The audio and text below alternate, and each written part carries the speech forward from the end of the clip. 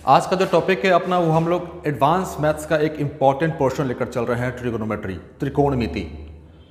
इसमें बहुत को डाउट्स रहते हैं, लेकिन यहाँ पे हम लोग जैसे शुरू से पता सभी को पता है कि बेसिक से लेकर चलेंगे। चलिए स्टार्ट करते हैं हम लोग।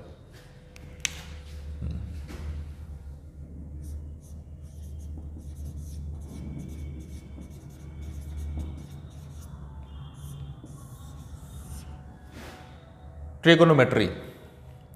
अब ध्यान देना, पहले छोटी छोटी सी बातें हैं, मतलब कोई भी टॉपिक स्टार्ट करने से पहले थोड़ा बहुत रामायण महाभारत जरूरी है, क्योंकि चीज़ें फिर समझने में आसान होती हैं। तो थोड़ा बहुत देख लेते हैं इसके बारे में। ट्रिगोनोमेट्री ये वर्ड कॉम्बिनेशन है 3-4 वर्ड्स का। ट्राई, ट्राई, गोनो और मेट्री। ट्राइगोनोमेट्री। ट्राई का मतलब सभी को पता होता है भाई साहब, 3। गोनो का मतलब, ध्यान देना, गोनो के मतलब में थोड़ा बहुत कंफ्यूजन होता है, क्योंकि इसका कुछ किताब में साइड्स लिखा हुआ, कुछ किताब में एंगल्स लिखा हुआ है, कहीं पे भुजा लिखा हुआ है, कहीं पे कोण लिखा हुआ है। तो हम दोनों लेकर चलेंगे, दोनों के बारे में पढ़ेंगे। मेट्री का मतलब क्या होता है भाई साहब? मेजरमेंट होता है, माप होता है। मतलब ये 3 भुजाओं से बंद आकृति के माप का अध्ययन त्रिकोणमिति कहलाता है, ट्रिगोनोमेट्री कहलाता है। तो भाई जब 3 भुजा या 3 एंगल होगा, ध्यान देना, जब 3 भुजा या 3 एंगल होगा तो हमें वहां पे किसके बारे में पढ़ना होगा भाई साहब? ट्राइंगल के बारे में पढ़ना होगा, ट्राइंगल के बारे में पढ़ना होगा, या फिर ट्राइंगल के बारे में थोड़ी बहुत हमें जानकारी होनी चाहिए। अगर जानकारी नहीं है तो फिर कोई बात नहीं, उसके लिए तो मैं हूँ ही, उसके लिए तो मैं हूँ ही। और ट्राइंगल में जो बेसिकली हम लोग ट्रिकोनोमेट्री में देखते हैं, क्या हमें जो काम करना है बेसिकली राइट एंगल ट्राइंगल के बारे में। राइट एंगल ट्राइंगल के बारे में, राइट एंगल ट्राइंगल कहने का मतलब क्या? समकोण त्रिभुज के बारे में। क्लियर है? समकोण त्रिभुज के बारे में देखना है। तो थोड़ा बहुत हम लोग ट्राइंगल के बारे में देख लेते हैं, उसके बाद हम लोग अपने टॉपिक पे आ जाएंगे, त्रिकोणमिति पे आ जाएंगे। तो आशा करता हूँ कि थोड़ा बहुत तो पता होगा, नहीं पता है तो एक रिवीजन पॉइंट ऑफ व्यू से हम लोग एक रिवीजन कर लेते हैं कि हाँ ट्राइंगल्स क्या क्या होते हैं, कितने टाइप्स होते हैं, कितने टाइप्स नहीं होते हैं। जो क्लियर है? ट्राइंगल्स है भाई साहब, ट्राइंगल्स। अब ध्यान देना, इसका क्लासिफिकेशन 2 तरीके से किया गया है। इसका क्लासिफिकेशन 2 तरीके से किया गया है। एक एंगल के आधार पर, एंगल के आधार पर कहने का मतलब कि कोण के आधार पर। दूसरा किया गया है साइड के आधार पर, साइड्स के आधार पर, भुजा के आधार पर इसको बांटा गया है। एंगल के आधार पर, कोण के आधार पर कौन कौन है? Acute angle triangle, acute angle triangle, जिसको हम लोग बोलते क्या है? न्यून कोण त्रिभुज। ये जो देख रहे हो ये सिंबल है त्रिभुज का भाई साहब, कंफ्यूज मत होना इसमें। न्यून कोण त्रिभुज। क्लियर? फिर ऑब्ट्यूज एंगल ट्राइंगल,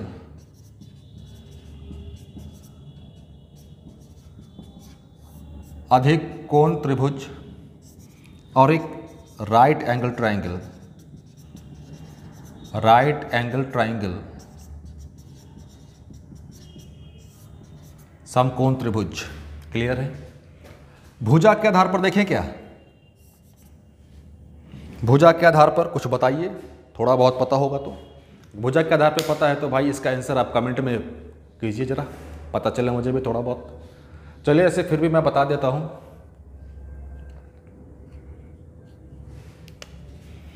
कॉमन सा एक चीज है, इक्विलैटरल ट्राइंगल। इक्विलैटरल ट्राइंगल पहले मैंने इसीलिए लिया था कोई कंफ्यूजन ना हो, इसको लास्ट में लेते हैं हम लोग। इक्विलैटरल, इक्विलैटरल कहने का मतलब क्या? समबाहु त्रिभुज। दूसरा क्या? Isosceles triangle, isosceles triangle.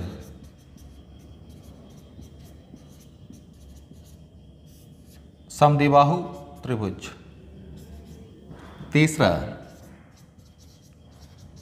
Scalene triangle, जिसको बोलते हैं विषमबाहु त्रिभुज। इतना तो पता होगा सबको, बेसिक सी बातें हैं, कॉमन सी बातें हैं, पता होता है। तो acute angle triangle, obtuse, right angle, equilateral, isosceles और स्केलन, इसमें कभी कंफ्यूज मत होना भाई आप लोग। हमें जो ट्राइंगल ट्रिग्नोमेट्री में जो पढ़ना है, अधिकतर क्वेश्चंस हमें राइट एंगल ट्राइंगल के बारे में पढ़ना है, जो हमारे सिलेबस में है। ऐसा नहीं है कि ट्रिग्नोमेट्री का यूज़ यहाँ पे नहीं होता, यहाँ पे नहीं होता, वहाँ पे नहीं होता। ट्रिग्नोमेट्री का यूज़ हर एक ट्राइंगल में होता है, लेकिन हम जो अधिकतर इस्तेमाल देखने वाले हैं वो हमारा इस्तेमाल अधिकतर यहीं पे होगा। तो क्लियर है? तो आगे बढ़े। राइट एंगल ट्राइंगल के बारे में थोड़ा बहुत चर्चा करेंगे हम लोग यहाँ पे। राइट एंगल ट्राइंगल,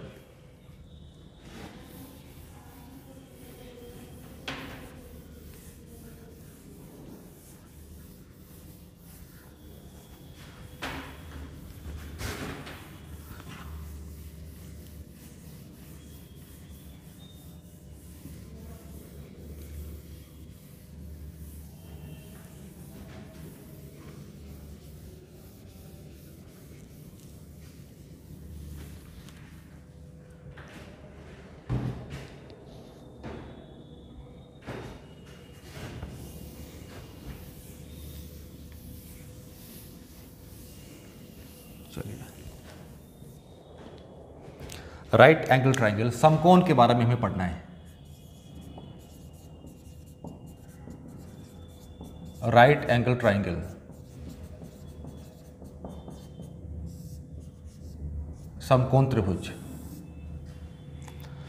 समकोण त्रिभुज पे आगे बढ़ने से पहले एक छोटा सा पॉइंट है, आशा करता हूँ कि पता होगा, नहीं पता है तो फिर भी मैं एक बार आपको रिवाइंड करा देता हूँ।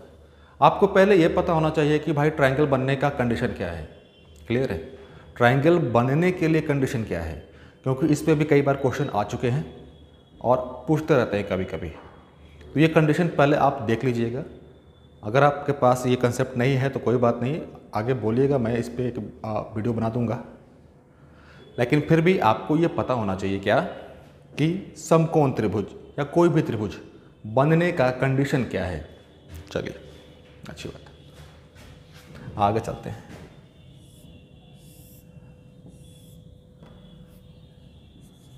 ए बी सी, समकोण त्रिभुज क्या कहता है कि भाई मेरा कोई एक एंगल, वन एंगल, वो 90 डिग्री होना चाहिए। कोई एक कोण मेरा 90 डिग्री का होना चाहिए। तो भाई ये वाला कोण मेरा 90 डिग्री का। इस एंगल को, एंगल सी को मैंने थीटा एज्यूम कर लिया, एंगल सी को मैंने थीटा एज्यूम कर लिया। अब ध्यान देना, एक फिर कन्फ्यूज़न होता है क्या ट्रिग्नोमेट्री में। ट्रिग्नोमेट्री में इसीलिए कन्फ्यूजन होता है क्योंकि यहाँ पे बहुत सारे छोटे छोटे कंसेप्ट है। अगर छोटे छोटे कंसेप्ट आपके दिमाग से निकल जाएंगे तो भाई आप गलतियाँ करेंगे ही करेंगे। यहाँ पे थीटा पहले दे दिया गया है, मान लो कि भाई थीटा यहाँ पे नहीं दिया हुआ है, मान लिया कि मैं यहाँ पे थीटा नहीं दिया हुआ है। क्वेश्चन पूछ क्या रहा है, क्वेश्चन बोल रहा है कि भाई साहब मेरा परपेंडिकुलर क्या होगा, बेस क्या होगा, हाइपोटेन्यूज क्या होगा। परपेंडिकुलर क्या होगा, बेस क्या होगा, मतलब आधार लंब क्या होगा, ये सब मुझे बताना है। तो एक चीज़ हमेशा ध्यान रखिएगा, जब तक आपके पास थीटा की कोई जानकारी नहीं है, जब तक आपके पास थीटा की कोई जानकारी नहीं है, कोई एंगल की कोई जानकारी नहीं है, तो आप आधार और लंब के बारे में नहीं कह सकते, आप बेस और परपेंडिकुलर के बारे में नहीं कह सकते, आप कर्ण के बारे में कह सकते हैं, आप हाइपोटेन्यूज के बारे में कह सकते हैं, लेकिन आप बेस और परपेंडिकुलर के बारे में नहीं कह सकते। क्लियर है? तो भाई मैंने थीटा एज्यूम कर लिया, यहाँ पे सी है, एंगल सी मेरा थीटा है। तो भाई ये हमेशा दिमाग में बिठा लो इस चीज़ को नोट करके लिख लेना भाई साहब, कि थीटा के सामने वाला हमेशा क्या होता है, परपेंडिकुलर होता है। परपेंडिकुलर कहने का मतलब लंब। क्लियर है? और 90 डिग्री के सामने वाला, 90 डिग्री के सामने वाला साइड वो हाइपोटेन्यूज होगा, हाइपोटेन्यूज कर्ण। और जो बच गया मेरा, जो बच गया वो क्या मेरा आधार होगा। आधार कहने का मतलब बेस। फिर से एक बार, थीटा के सामने वाला क्या होगा मेरा, थीटा के सामने वाला परपेंडिकुलर होगा, 90 डिग्री के सामने वाला मेरा हाइपोटेन्यूज होगा, और जो बच गया भाई साहब वो मेरा बेस होगा। क्लियर है, जो बच गया वो मेरा बेस होगा। अब थीटा तो हमने ले लिया भाई साहब यहाँ पे, तो थीटा के सामने वाला क्या, परपेंडिकुलर। परपेंडिकुलर को हम लोग पी से डिनोट कर रहे हैं यहाँ पे। 90 डिग्री के सामने वाला हाइपोटेन्यूज ये एच। क्लियर है, जो बच गया मेरा वो बेस। अब जब इसी साइड्स को एक प्रॉपर, एक फिक्स्ड रेशियो में जब हम लोग लेते हैं या रखते हैं तो उसी का कुछ न कुछ नाम होता है। फिर से एक बार, समकोण त्रिभुज के भुजाओं के अनुपात को कुछ न कुछ नाम दिया जाता है, जैसे साइन, कॉस, टैन। वो तो जब फिक्स रेशियो होगा, पार्टिकुलर रेशियो होगा कि हाँ कब भुजा लेना है, कब आधार लेना है, कब लंब लेना है, कब कर्ण लेना है, तो वहाँ पे भी उसका नाम अलग अलग होगा। तो भाई ये नाम तो सभी को पता ही होगा। Sine theta P by H, cos theta B by H, tan theta P by B. ये होता है भाई साहब, ये हमेशा ध्यान में रखना है, इसमें कंफ्यूजन कभी नहीं। पी बाई एच के रेशियो को साइन बोलते हैं, बी बाई एच के रेशियो को कॉस बोलते हैं, पी बाई बी के रेशियो को टैन बोलते हैं। क्लियर है। साइन का उल्टा कॉसेक होता है, ये पढ़ते आ रहे हैं हम लोग, बचपन से पढ़ते आ रहे हैं, 10 तक पढ़े ही हैं। Cosec theta H by P. Cos का उल्टा सेक होता है, sec theta H by B. Tan का थीटा, टैन का उल्टा कॉट होता है, बी बाई पी। तो ये हमेशा ध्यान रखना है भाई साहब। और इसके साथ साथ एक चीज़ आपको और ध्यान रखनी है, क्या वो होता है पाइथागोरस थ्योरम, पाइथागोरस प्रमेय। वो हमेशा आपको ध्यान रखना है। पाइथागोरस थ्योरम क्या होता है, इधर थोड़ा सा लिख देते हैं, फिर उसके बाद आगे बढ़ेंगे हम लोग।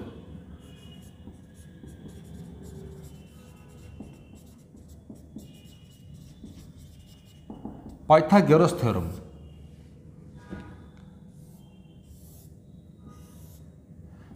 ए बी सी, ये वाला मेरे पास 90 डिग्री, इसको थीटा लिया, थीटा के सामने वाला मेरा परपेंडिकुलर, 90 के सामने वाला हाइपोटेन्यूज, और वो बच गया मेरा बेस। तो भाई वही कहता है कि परपेंडिकुलर का स्क्वायर प्लस बेस का स्क्वायर वो हाइपोटेन्यूज का स्क्वायर देगा, यही कहता है। चलिए, आशा करता हूँ कि यहाँ तक तो किसी को कोई दिक्कत नहीं होगी समझने में। एक बार आप लोग स्नैपशॉट ले लीजिए, फिर उसके बाद आगे बढ़ते हैं हम लोग।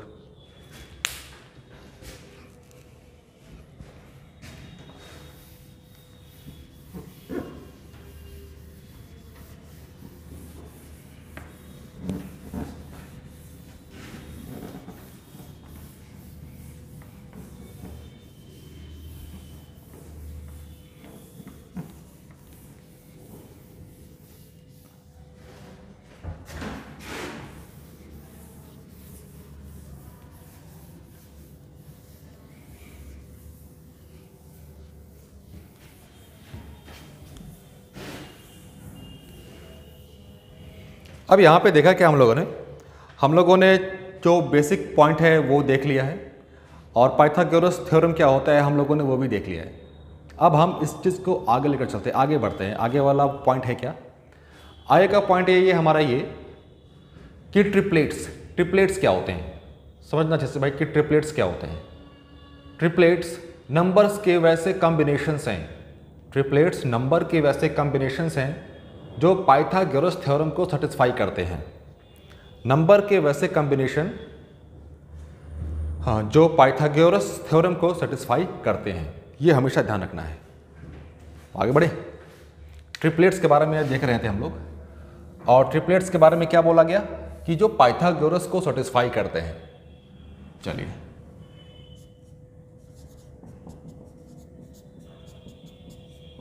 ट्रिपलेट्स। ट्रिपलेट्स ट्रिपलेट्स हमारे पास दो कैटेगरी के होंगे, ऑड और दूसरा होगा इवन वाला। दूसरा होगा इवन वाला। अब वीडियो को ध्यान से देखिएगा क्योंकि छोटे छोटे कंसेप्ट यहीं से निकलते अपने आप आ जाएंगे, निकल जाएंगे अपने आप कंसेप्ट। तो वो चीज़ आपको फोकस होकर देखनी है, प्रॉपर नोट्स बनाते हुए चलना है। क्लियर है?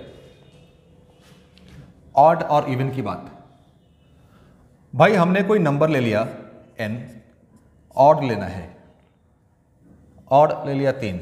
अभी किसी को कुछ समझ नहीं आ रहा होगा, मैं खुल के बोल दूँ, जब दो तीन एग्जाम्पल देख लेंगे तो चीज़ें अपने आप क्लियर हो जाएंगी। n का मान 3, अगला स्टेप क्या करना है भाई साहब, n स्क्वायर करना है। क्या होगा n स्क्वायर, ये 9। ये जो 9 आया है, ध्यान से सुनना भाई, ये जो 9 आया है, इस 9 को, इस 9 को 2 कंसेक्यूटिव टर्म्स में तोड़ना है, 2 क्रमागत संख्याओं में तोड़ना है। क्लियर है? इस 9 को 2 क्रमागत संख्याओं में तोड़ना है। तो 9 को तोड़े, 4 और 5।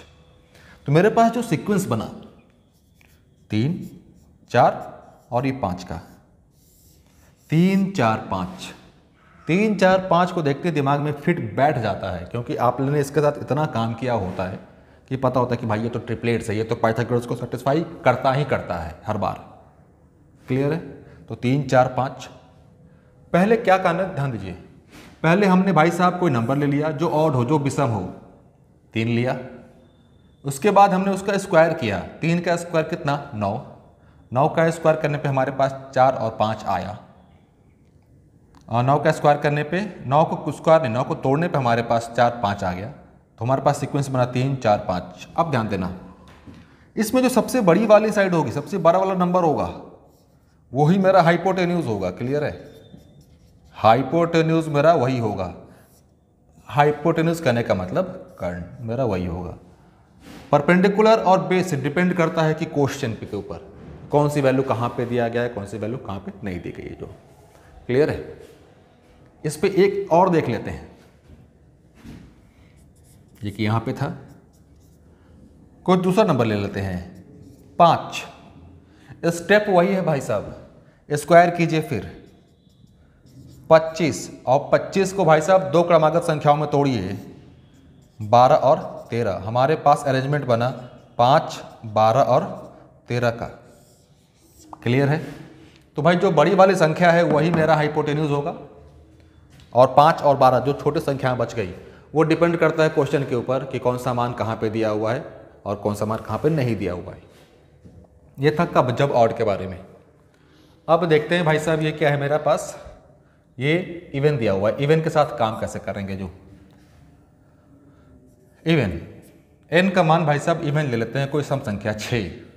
दूसरा स्टेप क्या करना है, इसको स्क्वायर करेंगे भाई साहब 36। अब इस 36 को आप 4 से भाग देंगे, इस 36 को आप 4 से भाग देंगे तो कितना आएगा, 9। जो संख्या आया है उससे एक पहले वाला और उससे एक बाद वाला लेना है। 9 से पहले क्या होता है, 8, और 9 के बाद 10।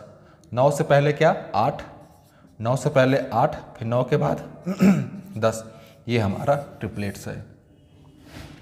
फिर से एक बार n का मान अब की बार हमने 8 लिया। स्टेप क्या कि भाई इसको स्क्वायर करना है। 8 का स्क्वायर कितना, 64। अब जो स्क्वायर किया है आपने उसको आप 4 से भाग देंगे, 4 से भाग देंगे तो भाई 4 से भाग देने पर कितना आएगा, ये 16। अब जो 16 आया है उससे एक पहले वाला और एक बाद वाला। तो मेरा अरेंजमेंट क्या बना, 8, 16 के पहले क्या होता है, 15, 16 के बाद क्या, 17, 8, 15, 17। क्लियर है? सेम चीज़ है यहाँ पे भी। मैंने यहाँ पे भी क्या बोला था कि जो बड़ी वाली नंबर या बड़ी वाली संख्या होगी वो हाइपोटेन्यूज होगा। बड़ी वाली नंबर या बड़ी वाली संख्या वो मेरा हाइपोटेन्यूज होगा। भाई बड़ी वाले नंबर 10, बड़ी वाली संख्या 17, ये मेरा हाइपोटेन्यूज होगा, हाइपोटेन्यूज होगा। और बाकी जो बच गया 6, 8 और 8, 15, ये डिपेंड करता है क्वेश्चन के ऊपर कि कौन सा लंब होगा और कौन सा आधार होगा। क्लियर है? और इसके साथ साथ एक चीज़ और, यहाँ तक तो देख ही लिए, एक पॉइंट और देख लो साथ में, एक पॉइंट और देख लो कि मेरे पास कोई ट्रिपलेट्स दिया हुआ है 3, 4 और 5, ये ट्रिपलेट्स दिया हुआ है। इस ट्रिपलेट्स को आप गुना करते चले जाओ, मल्टीपल्स में लेते जाओ। 2 से गुना कर दें 6, 8, 10, 3 से गुना कर दें 9, 12, 15, फिर 4 से गुना कर दें 12, 16, 20, ऐसे ही आगे बढ़ते जाओगे। वो भी अपने आप में ट्रिपलेट्स होगा। जैसे 3, 4, 5 ट्रिपलेट्स है, 6, 8, 10 ट्रिपलेट्स है, 9, 12, 15 ट्रिपलेट्स है, 12, 16, 20 ट्रिपलेट्स है। ऐसे ही आप नीचे बढ़ते चले जाओगे तो वो जो अरेंजमेंट बनेगा भाई साहब, वो भी अपने आप में ट्रिपलेट्स होगा। क्लियर है? वो भी अपने आप में ट्रिपलेट्स बनाएगा ही बनाएगा। तो यहाँ पे हमने क्या देखा कि जो ट्रिपलेट्स है, ट्रिपलेट्स का मल्टीपल्स भी, ट्रिपलेट्स का गुणक भी अपने आप में ट्रिपलेट्स